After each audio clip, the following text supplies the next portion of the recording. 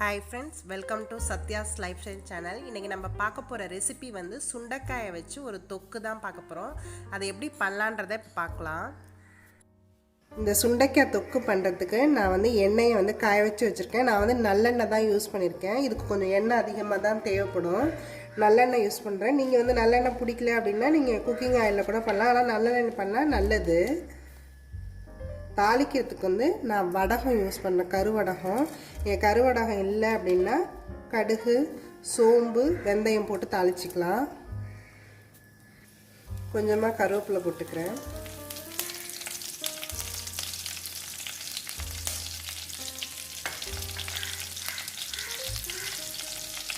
அது மாதிரி நான் ஒரு பூண்டு வந்து ஒரு 10 பல் கிட்ட இந்த மாதிரி பீசஸாக கட் பண்ணி வச்சுருக்கேன். அதையும் இதில் ஆட் பண்ணிக்கிறேன்.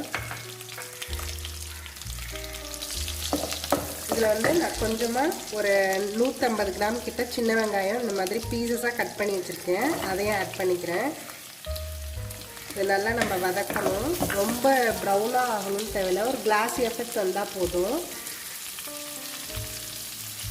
இந்த வெங்காயம் வதங்குற அளவுக்கு நான் உப்பு போட்டுக்கிறேன். இது ஒரு 5 மினிட்ஸ் வதங்கட்டும். நல்லா இந்த வெங்காயம் இந்த அளவுக்கு வதங்கிடுச்சு. இதில் வந்து நான் ஒரு தக்காளி இந்த மாதிரி பீசஸாக கட் பண்ணி வச்சுருக்கேன், அதை ஆட் பண்ணிக்கிறேன். இதையும் நல்லா நம்ம வதக்கி எடுத்துக்கலாம்.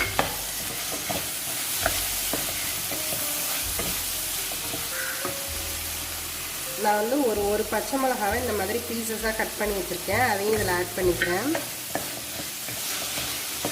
இந்த தக்காளி நல்லா கரையிற அளவுக்கு நம்ம வதக்கிக்கலாமா. இது நல்லா வதங்கிடுச்சு. இப்போ நான் இதில் வந்து மஞ்சத்தூள் 1 ஸ்பூன் சேர்த்துக்கிறேன். தனியாத்தூள் 1 ஸ்பூனு,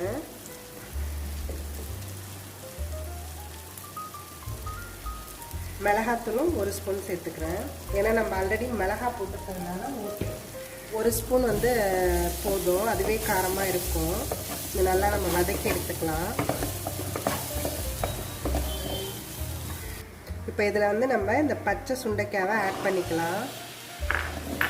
இதையும் நல்லா நம்ம இந்த எண்ணெயிலே வதக்கி எடுத்துக்கலாம். இது நல்லா நம்ம இந்த எண்ணெயிலே வதக்கி இது பண்ணிக்கணும் இந்த சுண்டைக்காவை. அப்போ தான் அது நல்லா சீக்கிரமாகவும் வேகும், சாஃப்டாகவும் இருக்கும். கொஞ்சம் எண்ணெயில் வதக்கின பிறகு நம்ம தண்ணி ஊற்றிக்கலாம். இப்போ நீங்கள் உப்பு வந்து தேவையான இப்போ வந்து நம்ம ஆட் பண்ணிக்கலாம்.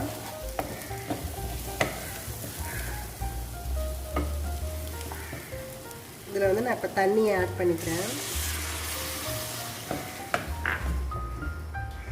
இதை வந்து நம்ம அப்படியே க்ளோஸ் பண்ணி ஒரு 20 மினிட்ஸ் கிட்ட இதை வேக விடலாம். அப்போ தான் அது நல்லா சாஃப்டாக வெந்து வரும். இந்த சுண்டைக்காய் வந்து 15 மினிட்ஸாக நல்லா வெந்திருக்கும். இது பார்த்தீங்கன்னா தெரியும், நல்லா வெந்து இதாகிடுச்சு. இப்போ வந்து நம்ம இதில் நான் வந்து புளி தண்ணி கரைச்சி வச்சுருக்கேன், அது இப்போ ஆட் பண்ணிக்கிறேன். இந்த புளி தண்ணியை நம்ம நல்லா மிக்ஸ் பண்ணிக்கலாம். இப்போ இதில் வந்து நான் இந்த பொடியை வந்து இதில் 1 ஸ்பூன் ஆட் பண்ண போகிறேன். இந்த பொடி வந்து எண்ணெய் கத்திரிக்காய் வறுவல்ல என்னோட முன்னாடி வீடியோஸில் பார்த்தீங்கன்னா தெரியும், அதில் எப்படி பண்ணுறதுன்றது போட்டிருப்பேன். அந்த பொடி தான் இது. நான் வந்து இது ஒரு 1.5 ஸ்பூன் கிட்ட சேர்த்துக்கிறேன். இது நல்லா இந்த சுண்டைக்காய் வாசம் இந்த பொடியெல்லாம் சேரும்போது இது இன்னும் நல்லா டேஸ்ட்டாக இருக்கும். இந்த புளி பச்சை வாசனை போகிற அளவுக்கு கொதிச்சா போதும். இது ரெடி ஆகிடுச்சு ஆல்மோஸ்ட் நமக்கு.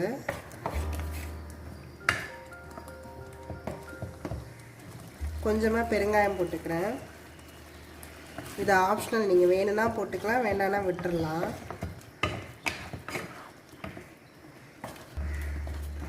இது நல்லா இந்த புளி வந்து பச்சை வாசனை போகிற அளவுக்கு கொதிக்கட்டும். இதை நம்ம ஒரு 2 மினிட்ஸ் கிட்ட அப்படியே ரெஸ்ட்லேயே விட்டுடலாம்.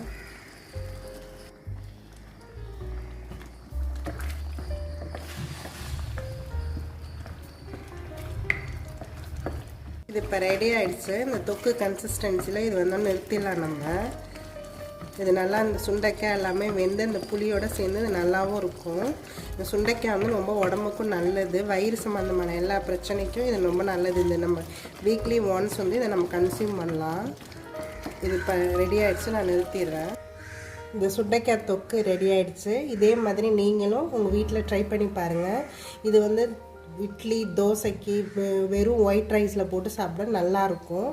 இது உடம்புக்கும் நல்லது. இதை நீங்களும் ட்ரை பண்ணி பார்த்துட்டு எப்படி இருக்குன்றதை கமெண்ட் செக்ஷனில் சொல்லுங்கள். தேங்க்யூ ஃபார் வாட்சிங்.